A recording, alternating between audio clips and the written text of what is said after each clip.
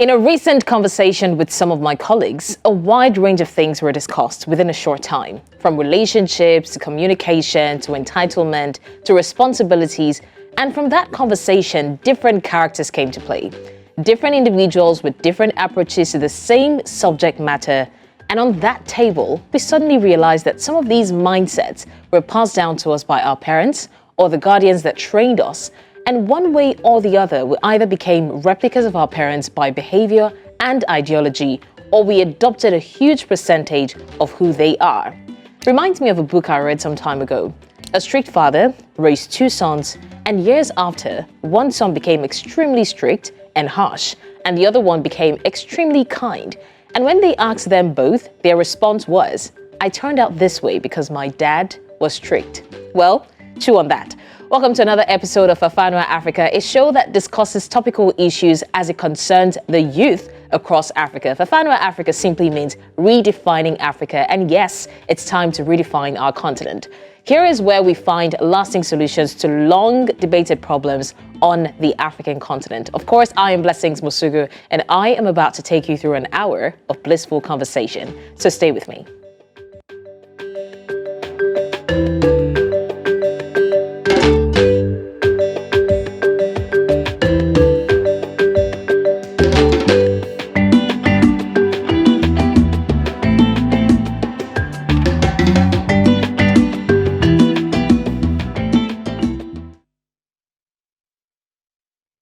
Now, as children develop, their brains mirror their parents' brain. In other words, the parent's own growth and development, or lack of it thereof, impacts the child's brain. As parents become more aware and emotionally healthy, their children reap the rewards and move towards health as well. Now, this is an excerpt from an article written by a clinical professor of psychiatry.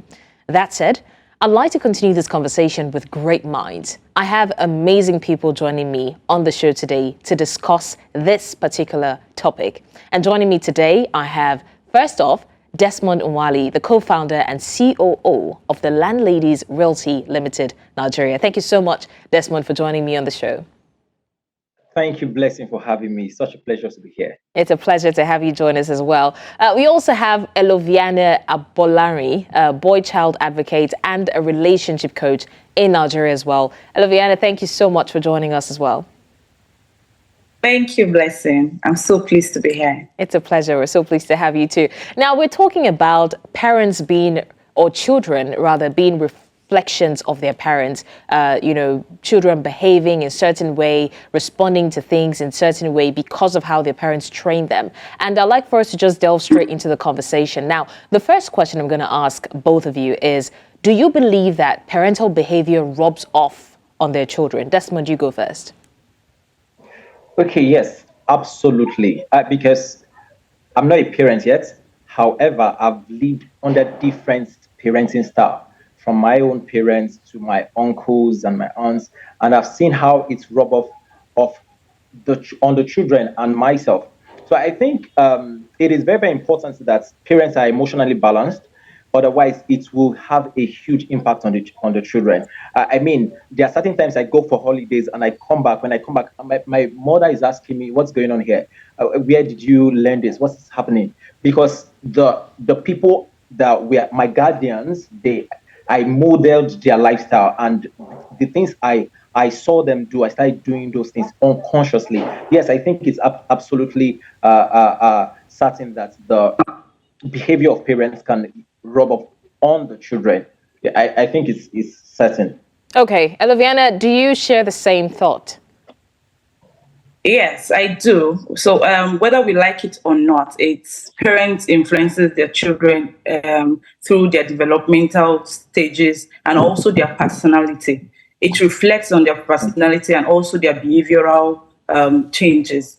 And so a parent is a child's most influential role model. And so we parents, as a parent, I'm a parent, and I understand that I need to be intentional about the things I do, the things I say around my child. So as we parents, whatever we do, it is indirectly and directly rubbing off on our children, whether we like it not. So we must pay attention to everything that we do around the house, even through our phone conversations. You lying over the phone, it's definitely going to rub off on that child. So it's a yes. Our behavior rubs off on the children. Okay, let me pick you up on that, Eloviano. Do you now think that the parents are well aware of this fact? I mean, as obvious as it may seem, some parents may not necessarily know the extent to which their behavior rubs off on the children. So on a scale of 1 to 10, how aware would you say that parents are of the fact that whatever they do, the children are picking up from it really fast? I would say on the scale of 5, I would say 5 because most parents are not seeing the genuine reason they must act right, the reason why they should do yes and not do no. They feel, okay, this is me, this is the way I was brought up, neglecting the fact that we are also bringing up new offsprings that would, that will go from generation to generation. So we are supposed to change what we grew up to know from our parents.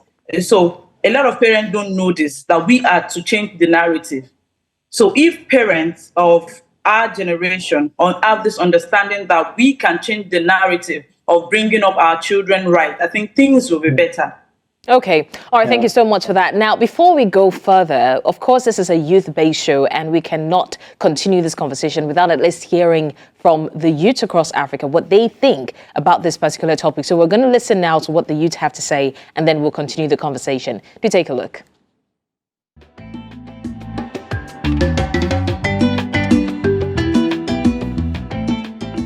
Every child is a reflection of their parents. I think that is one of the biggest imprints that we have in this world, where every parent wants to imprint their own ideas, cultures, beliefs, orientations, and even their mannerisms on their children. Every parent wants to mold their children after them, because basically you come from your parents. So you pick up habits, you pick up mannerisms, you pick up attitudes, you pick up behaviors, even speech impediments, most times from your parents. Your parents are basically the first source of education that any child would definitely get. I do think children are reflections of their parents.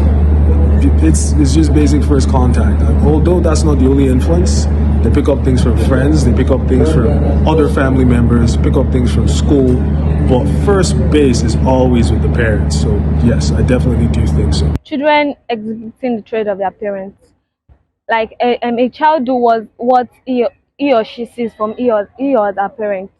Like for instance, a child that grows up in an abusive home where the father beats the mother would see it as a normal thing for him or her.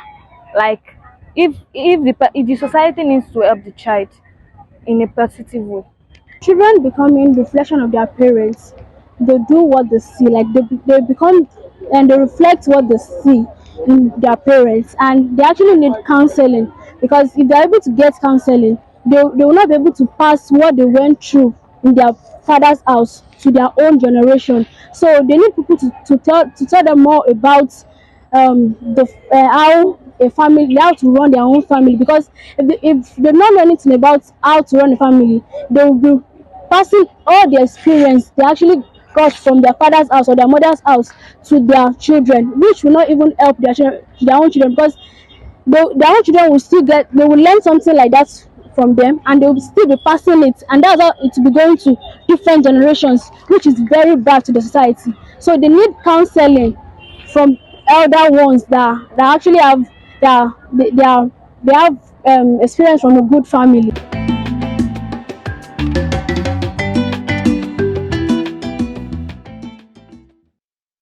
Well, there you have it. Now, one thing I like is the fact that they mentioned that parents are not the only influence that the kids have, but the first contact most often is the parent. And that's why we're discussing the influence of parents on the children. Now, I still have my guests with me, Desmond and Eloviano. Now, Desmond, they say that children are like sponges. They absorb and dispense accordingly. But do you think that this is the same for all the children? I mean, it's not all the time that we have a child behaving exactly like the parents. You know, you hear people say things like, where did you pick this from? Your mom is not like this, your dad is not like this. So But looking at that saying that children are sponges, what do you have to say about that? Okay, I think I like the analogy you gave from the beginning when you were introducing the show. You talked about a particular parent raising or a particular father raising two different children, and they grew up differently. I mean, as children, I believe that the way we absorb information differs. You can see, if you understand what we call temperament, I'm sure you do. Temperament, the way a child grows up, is not necessarily dependent only the parents. It can involve the environment, the kind of schools they attend, the kind of, I mean, if you have a bad parent and you have a good teacher, in some ways you might develop rights. Do you understand? So it depends on how that child is genetic. I will not use the word genetic, the biological makeup of the child, how the child is internally. Because if they are getting information, or they're absorbing the characters or the things that the parents are doing, and they are not getting all that influences from elsewhere, then we can say they will be like the parents. But the more we grow, the more we are exposed, or the more we go out, the more we socialize, the more we see other behaviors, other influences. So I think that the parents have, say, 70% of the developmental well-being of the child. And it's not, I'm struggling for the right word to use, because discussing this just started bringing back memories to me and all the things I faced, even while living with my uncles. And I discovered that, oh, it's not just my parents that helped me to develop the way I developed. My uncles also, both positively and negatively. Yes, I believe that you can be developed in a way that it's not just your parents that has that 100% influence on you. It can also then have from other people that would shape you negatively or positively. That's my view. All right, thank you so much for that, Desmond. I mean, it really is a very dangerous thing if you think about it, because if the parents are not aware that the children are picking up things from them, and they keep, dispensing a kind of character in the front of the children. Not so long ago, I saw one trending video on social media where a boy child brought his friend, like a girl child, beside him, and was telling his parents that he was going to marry her. And then the parents jokingly asked, like, what will you do when you marry her? And he says, she's going to cook for me, and then I will beat her once in a while. And people were shocked. Yes, but that's an India video. I saw Yes, this. yes. It was really shocking, but the truth is, that's what he's seen. That's what he's grown up to see. So for him, it was something normal. But then again, if we look at it that way, would we now blame the child if he grows up becoming an abusive parent? I mean, the child would definitely have gone through different stages of life. At some point, that child would have known that what he grew up to see was wrong. But does this have any effect? Is it very easy to just change someone's mindset? Eloviana, is it, let's say I grew up knowing something, and then I see that in the society this isn't attainable, but because that's what I'm used to, is it so possible? Is it so easy for me to just change all of a sudden? Personal, that's where personal development comes in. Okay, so last night my husband was saying something related to what we are talking about right now. He once lived with his uncle, and he was still a little boy, and he saw his uncle hit his wife. He was telling me last night, and the memory is always there. So it's now left for the child to now grow up and say, oh, this is bad.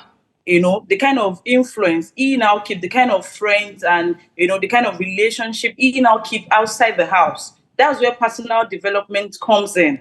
If that child is going to, go by what he saw as a childhood, raising maybe his parents, raising his hand to beat his mom, it's now left for the child to now say, oh, this is bad. And this is, they know the good, they know the bad. But when it is becoming too excessive, that's where, they need a counselor. That's when they need a mental health, personnel to talk to them. And, but every person, every child, every human know what is good and what is bad. From what he told me last night, I came to realize that every child, every person knows that this is good and this is bad. So it is now left for that person, that human, to know that, okay, I can, improve myself by being good. I don't have to go the bad way. I can do this, I can do that. I can read books, I can listen to people, I can have mentors who are doing it right. So that's where personal development comes in. Every child cannot be the same. Development cannot be the same. But, our personal development, what we see, what we read, people we relate with, our influence, our models, our leaders. Those are people we now put together and say, oh, I can be like this person. I don't have to be like my father. I don't have to be like my mother. So that's where personal development comes in. Okay. I would also like for us to talk about communication when it comes to training a child subconsciously. Now, can we say, Desmond, that in a family where there is healthy communication, there is a chance that the child will grow up not picking the negatives? Now, I'll explain. Let's say, for example, and I mean, God forbid that situation, but let's say a child grows up in a family where the father is abusive towards the mother, but the mother keeps telling the child, communicating to the child that this is not what you should grow up to do. This is not, for some reason, the mother cannot leave that household. So she has accepted the fate, but she keeps telling the child that you are not going to do this to your wife, or this is not what is right in the society, things like that. Or let's say a child grows up to, say, a father that is very violent, always getting angry, always raising his voice. But somehow, let's say once in a while, because children are very inquisitive. So let's say once in a while, the child asks the mom, why is daddy so angry? Is it right to always be that angry? And then the mother sits him down and explains to him that you can choose to control your emotions. So looking at that scenario, can we say that in a house where there's healthy communication, but there's a tendency for a child to pick up a very negative attitude, can we say that communication can help avert that situation? I think it can play a role, but not entirely. As children, when we see things, it's stenciled in our mental sheets. Do you understand? So it stays with us. So the picture that we see, the saying that a picture speaks louder than 1,000 words. Even if the mother can play a role in trying to influence through communication and tell the child that you're not going to do this, you're not going to do that. But what the child saw is what the child has seen. And I'll tie this back to what the other guest was talking about. She mentioned the fact that it plays the personal development of a child also plays a role. Now, you can then choose to not do it because, as you said, we have good and we have bad, the communication and the action that we are saying. We can then say, okay, based on this information, how do I choose to go this way and be good? Do you understand? But the issue, and that's where I in a way disagree with the second guest. Now we see how laughable it is, the saying that, a lot of people say things like, do what I say, but don't do what I do. And that's the situation, sadly, in most families. Desmond, can you hear me? Yes, I can hear you. Can you hear me? Okay, yes, I can. Please go ahead. Okay, so I was talking about the action and the communication. What we see most times has a bigger effect on us than what is communicated to us. For example, when I came to this show, I was telling Blessing, you look beautiful. It is different between you. And when we come back, we'll be taking reactions from social media. And of course, we'll still continue this very, very important conversation. So don't go anywhere to stay with us.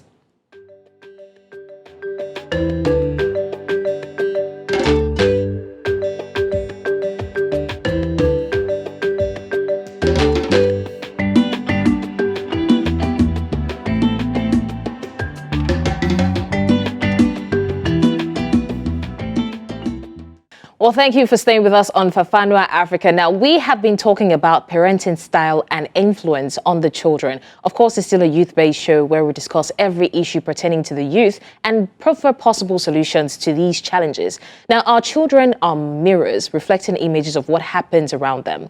In addition to sharing genetic similarities with parents, they reflect the gestures, the language, the interest of the adults in their lives. You'll notice your child holding a crayon just like dad holds his pen, or using a phrase that grandma says very often, and that could become a part of the child even after he's grown. The behavior and habits children are exposed to at an early age can become behaviors and habits that they carry into adulthood. The human brain does 80% of its growing in the first 3 years of life. That's what they call the formative period.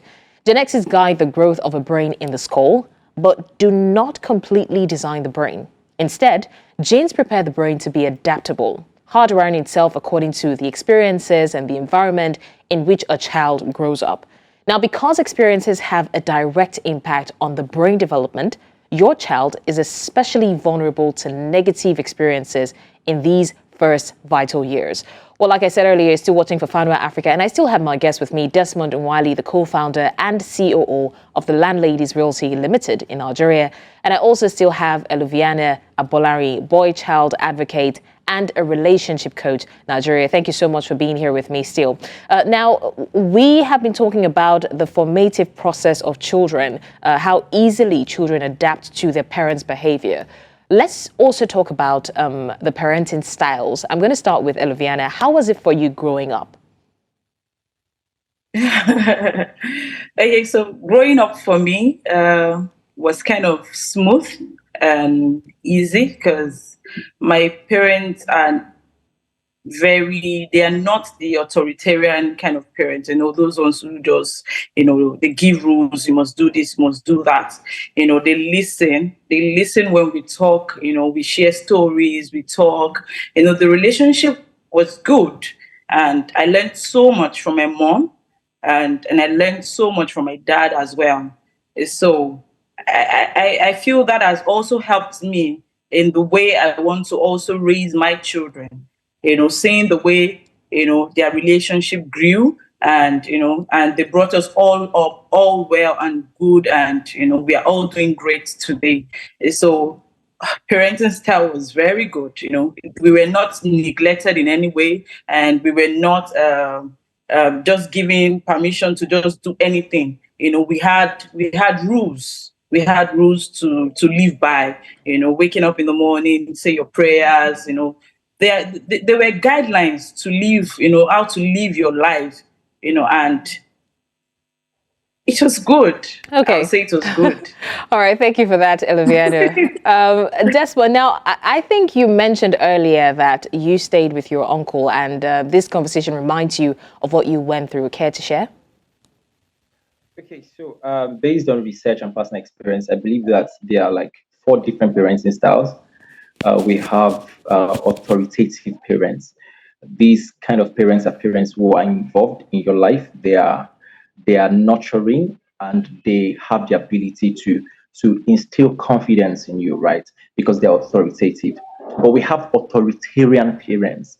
These are the people who really they unlike the other ones that set clear boundaries, they enforce rules and obedience. And that can be a problem because it can then impact the way a child interacts or see themselves. Now, I would also like to mention that a lot of times what we don't understand is parenting styles are also passed down. Like your parent is probably strict with you because her parents or his parents were strict. And I think that just like Eloviano said earlier, and Eloviano, I'm going to need your clarification on that. So if we are talking about personal development, like you mentioned earlier, why is it that parents, for example, who remain strict even after years of realizing that the way their own parents treated them wasn't exactly the best parenting style, but why do they remain strict? Is it that they didn't have the personal will for, to change their own narratives by themselves? Or is it that some people are more prone to personal development than the others? I would say I'm a parent now, and I can say right now that we are just trying to change the narrative right now.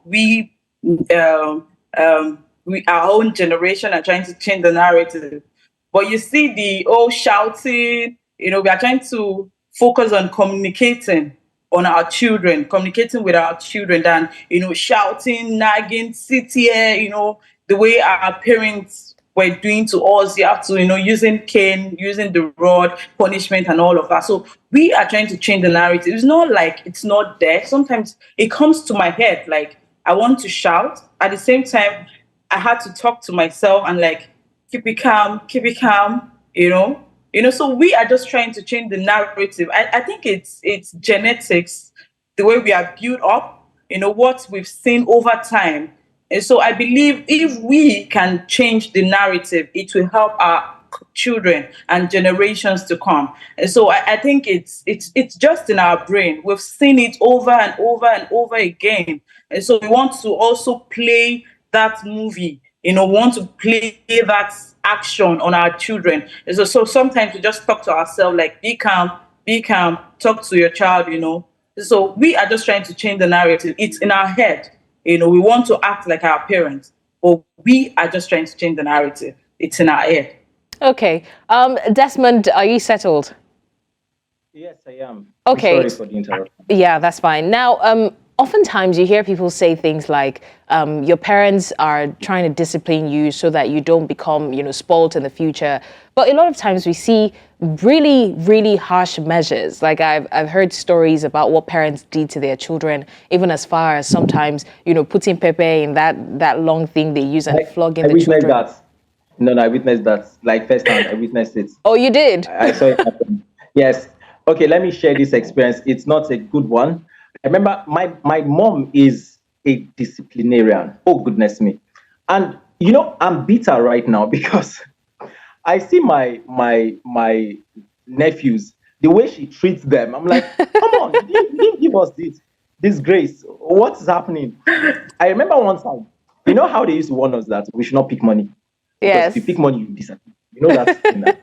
And I remember I picked 20 naira one day and I put it inside my pants, right? And I wore my clothes because the clothes I was wearing didn't have pockets. So my mom just said, okay, come. And unknown to me, I'd forgotten the money. And she said, pull off your clothes, let me wash. And I pulled off my clothes. And shiny 20 naira was staring at her. And she asked me, where is this? Where did you get this from? And I couldn't explain. She just go inside the room. She finished washing, she came back. She flogged me until she flogged my, let me leave it there. And I was screaming, my Rigo. And she paused and started laughing at me. I was in serious pain. So that experience never left me. Seeing how she treats my nephews, I'm like, what the hell is going on? I watched my neighbor cut. Oh goodness! I watched because I was living in a we were living in a face me and face you apartment, so you see different things. I saw my neighbor cut her daughter, and no. There's difference between abuse and discipline a child. I even heard that a particular girl, a girl of 11, that she has Obanje seducing men, and you have to put pepper in her private parts. A girl that has not even developed. No. So I witnessed a whole lot of things growing up. That's why, to some extent, the woman I want to get married to, I was telling her that I'm not going to, even if we get married now, we are going to stay for like 2 years, even before we get start raising a family, because to some extent I was traumatized, and looking back now, I'm seeing now that no, these things were abused. They were not what they call it, discipline. My parents, yes, fairly they disciplined us, but my uncle, hold on, Shanu, that's the way I'll end it. But there's difference between abuse and discipline, to be very honest. Yeah. And we need to know that clear line. Yeah. We need to. Okay. I think our guests can help us to understand the difference between abuse and see. Do you understand those hot knocks that our parents would give us those days? That brain resetting knock. That is not discipline. Or that is right. Okay. Okay. All right. Eloviano, please just. Right now, okay. Okay, where I live right now, we live upstairs, and our neighbor, every day, every afternoon, she's always beating our kids, and I wonder why. I'm also a parent. I have not raised, a finger on. So I wonder what is happening every day. So there is difference between abuse, like our guest also said, and discipline. There are many ways we could discipline a child, and not flogging, beating. The children screaming for help. So I think we can do better as parents. We can. Right. Okay. Thank you for that. Now, for the non-Yoruba speaking audience, which is, I'm sure it's going to be a large number, what Desmond said earlier was, God have mercy, Olorshad. And that's because he's seen a lot and he's been through a lot. Okay. So it's time for us to see reactions on social media now. We're going to check out what the tweets are saying about parental style and influence on the people. Parents were more than just caregivers. We're the most influential role models in our kids' lives. From the words we use, the food we eat, to the way we handle stress, our little ones are watching and learning from us each day. Now, the creator says, if you have good parents that are great role models, learn from them. If you had bad parents who are terrible role models, you can learn from them. Use your parents as guidelines for your life. That's why we have them. So I think what he's saying is learn what to be and what not to be.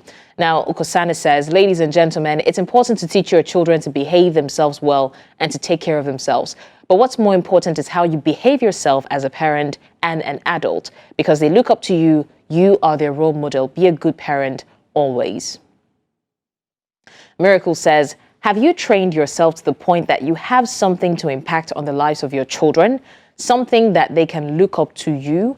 Can you be your children's role model? Can your children be thankful that they have you as a parent who can support and guide them? Good questions to ask, by the way. Now, Magasa says, kids learn from observing those around them. They pick up what you role model. It's therefore down to you as a parent to encourage and teach positive behavior. What you can teach is how they can regulate their emotions. Now, another person says, we all make mistakes as parents. We're not perfect. But as long as you explain that to your kids, they understand. In the end, it makes you a better role model for them. Well, I think these tweets brings me to asking my next question. Eloviano, I would like for us to talk about the level of preparedness. Now, these days, I see a lot of people who get prepared for weddings. I see a lot of people get prepared for marriage. A lot of people get prepared for honeymoon, but you will hardly hear people talk about parenting. You hardly hear people in relationships sit down and discuss, just like Desmond was saying earlier. And you also said that you've been having that conversation with your husband. A lot of times, you will hardly hear people talk about how they want to train their children, what their parenting style should be. In fact, some people will tell you whatever will be. When they come, the stubborn one would discipline him, the one that is not stubborn, you know. And I think that is a very like a basic attitude towards children. I think that's like the most important part of a union. But no, we would rather talk about honeymoon on a yacht, the biggest wedding in the country, than talk about how we want to raise our children. Do you think that there's a lot of preparedness that goes to raising children, even before the children come? No. The reason why I said no is because we are not prepared for anything. We are not prepared for pregnancy, the pregnancy hormones. We are not prepared for breastfeeding, the challenges that involves breastfeeding itself. We are not also prepared for how the behavioral challenges of these children. And so I feel the way we were brought up is how, and the books we read, the people we see, our mentors, the people you see as mentors will define the way you want to raise your kids at the end of the day. And so you don't want to raise I said something like a dysfunctional family will lead to a dysfunctional society. So you don't want to have a dysfunctional family where your children are throwing tantrums, causing harm in schools and all of that. So the way we want our children to grow is the way we have to prepare for it. The way we see our mentors, the way we see, we don't want to raise our children the way our parents raised us. That's for those who were not raised right, for those who went through abuse and so many domestic violence. And so we want to raise our children right. So I would say that no, most parents are not prepared for parenting. Parenting is hard. Parenting is challenging. So we have to be very intentional. We have to be very deliberate in the way we we raise these children. It's about showing love, showing love and care. So they would also reflect it in their society. When they go out there, they are kind to people. And so one time I was telling my husband, men, they go to work and all of that. So I was telling him, like, you have to be involved in raising our son, the few hours you come back from work, try and show him love and all of that. And he has been doing it. So I feel communication will go a long way in our parenting style as well. Even if your husband is busy, even if we have a busy husband, there are ways we communicate these things, and even if you have a nonchalant wife, there are ways to communicate to that wife that we need to raise our children right, and, the communication will help foster a good relationship in the home. Okay, thank you for that. Now, Desmond, how do we create a balance? Now, a lot of people will say that as strict as our parents were, the children who were disciplined, let me put it that way, are more, how do I put it? They grew up to be more responsible than those who were given a level of free hand. So how do we create the balance? We're not trying to be slave masters to our children, but then we're trying to create a balance where we're not heavy-handed with training them, but at the same time, we're not giving them too much free hand. Because to be honest, you see a lot of times where children would just, I've had a child talk to me in a way, and I just went to sit down and I was thinking of my life. I've never been I've never been spoken to in that kind of rude manner before. So, and I'm wondering, like, how did they train this child? Now, I would never question anybody's, parenting style, but at the same time, these children will still go out and relate with people in the society. So how do we now create a balance that where our children are disciplined enough to know what's right and what is wrong to do in the society, but at the same time, they are not stigmatized or traumatized by the way we're disciplining them? Quickly, I heard of a woman who was in a bus with a young girl, and the young girl insulted her. And she didn't say anything. She got to a bus stop. She didn't come down from a bus stop. At a bus stop, she waited for the girl to come down. Then she followed the girl to the house. On getting to the house, as the girl was entering the house, she barged into the house and grabbed the girl's mother and began to beat the girl's mother. Said, "You raised a bad child, so therefore you must face the consequences of raising a bad child." See, we must understand that. As I was talking earlier before my network was tripped off, that there are 4 types of parents. We have authoritative parents, we have authoritarian parents, we have permissive parents, and we have uninvolved parents, right? So the permissive parents are the ones who just let things be. Just do it. You know how we used to say in those days that the way we train our kids here is quite different from the way they train their children over there, right? So those are permissiveness. It affects the development of the child or the choices that they make, right? So we also have how parents who are authoritative, meaning they set clear boundaries, and that's how we find a balance. You know when to. I'm not of the school of thought that you should not discipline a child. You should discipline a child, but understand what the difference between discipline and abuse, and what's the difference. It is very, very simple, actually. Minor punishments, make them realize what they have done and explain it to them after that. I was with my uncle and my aunts. She would just beat me for no reason. If she's angry with somebody, she just come and vent it on the children. I could not explain that. But I saw my mother, she would beat me and she would explain to me that this is what you've done wrong, right? So the moment where you make a child reflect on their actions, that you actually developing them, right? That's how we can find a balance where you discipline them when they should be disciplined, not abuse them. That's how you do it. And then after the discipline comes communication, right? But when you leave children, I see children of these days, they just act anyhow. I'm like, what? If you do that to me or you do it to my wife, I'm going to discipline you well. You can do it to me and I will just let it go. But say you insult my wife in my presence, I'm going to discipline you well. Do you understand? Because as Yoruba people say, let me say it in English, that a child that they didn't raise right at home, it is outside that they will raise the child right. Mrs. Bolari, I hope I said that very, very well. Because that's the truth. If they did not train you at home, they will train you outside, right? So the balance basically is you discipline when you should be disciplined and communicated the reason why that discipline happened. I think that's the proper way to do it. But if you just let children go and that's you being permissive or uninvolved even in their decision making, what you're doing is basically you are raising a baby that will become, or a child that will become, a problem to the society later. Right. So yes, that's how I think we can do it. Okay, thank you for that. Very quickly, Eloviano, what would be your advice to the youth who have been somewhat affected negatively by parenting style? I would say they should read books and, seek for help. They should seek help, read books, and look out for good mentors. Okay. All right. Thank you for that.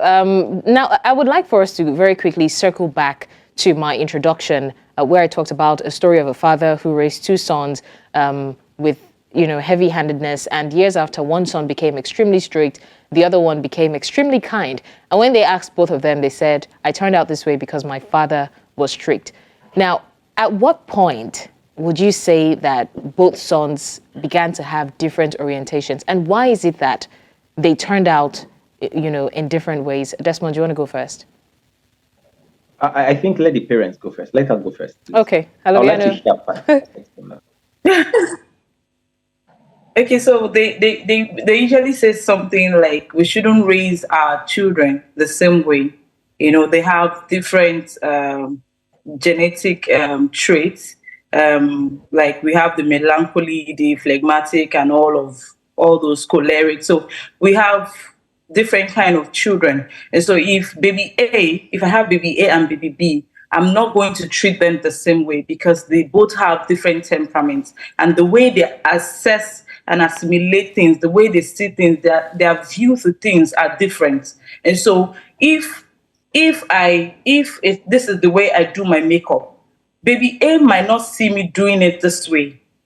Baby B might see me do it upside down. And so I feel their temperament, their genetic makeup is what made the difference here. And so we are different. We are not the same. You see siblings, you see some on the quiet side and very intelligent, very, very smart. And you see the other one who is very is the extrovert, always everywhere and all of that. So, we have different genetic makeup for children, so we can't treat our children the same. So I feel it's their genetic makeup, introvert, extrovert, their temperament that is at play right here. Okay. All right. Thank you. Very quickly, Desmond. Okay. So for me, I think it's the same thing actually, because I saw my father drinking a lot. I grew up watching my father drink a lot, and I swore never to drink. Or never to get drunk, actually. But my brother is the direct opposite of that decision. Okay, so I just believe that it is based on the feedback of the experience that we witness them do that really matters to us. So my brother might have experienced him being happy and jolly when he's in that state, right? But for me, I just saw somebody that was not in charge of his mind as at that time. So the feedback for me was, I'm not good. I always want to be in charge of my mind. I don't want to be under any influence, right? I want to be able to make my decisions and own them, right? So I just believe that genetic makeup plays a role. However, external influences also matter. The kind of church you grow up also matter. The kind of things you see other fathers do, other mothers do, will influence you, or your teacher, right? Even the books that you read, as Eloviano has rightly explained. So I just believe that it depends on your genetic makeup and the feedback from each experience you see your parents, make at a time. So that's just what I believe. Okay, on this note, I would like to say a very big thank you to both my guests, Desmond Nwali, co-founder and COO of the Landladies Realty Limited Nigeria. Thank you so much for joining me on the show today. Thank you, blessing. Also, Eloviano, Abolarin, boy-child advocate and a relationship coach, Nigeria. Thank you so much for gracing our show with your presence. Thank you. Thank you so much. All right, looking forward to having both of you again on the show sometime soon. Now, we have some short but profound expressions by African icons that pertain to parental styles, on the African continent in recent times. Do take a look.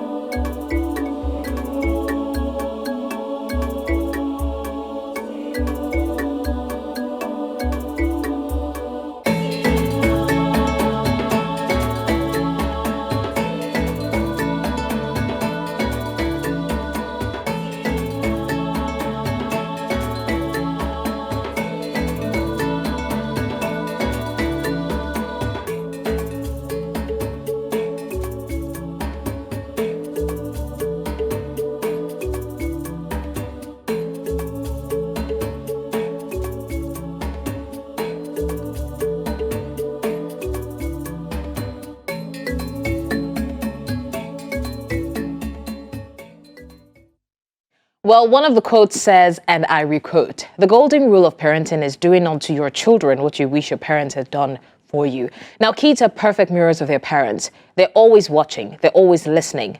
Mostly, kids' bad behavior comes from watching parents when they are angry. Kids pick up on the little things that you do. They pick up on good qualities, but the glaring characteristics are the ones you wish that you didn't portray. So if you want to fix kids' behavior, first take a look in the mirror and fix yourself. And to the youth, fix up. We've always talked about how not to blame our parents for how we've turned out. The onus is on you now to heal. Get therapy if you must, and prepare yourself to raise your own children with the knowledge that you now have. Well, it's been an amazing 1 hour packed program, and thanks to both our guests for making that possible. Joining me again, same time, same station next week as I bring you another interesting episode of Fafanua Afrika. Till then, I am Blessings Mosugu.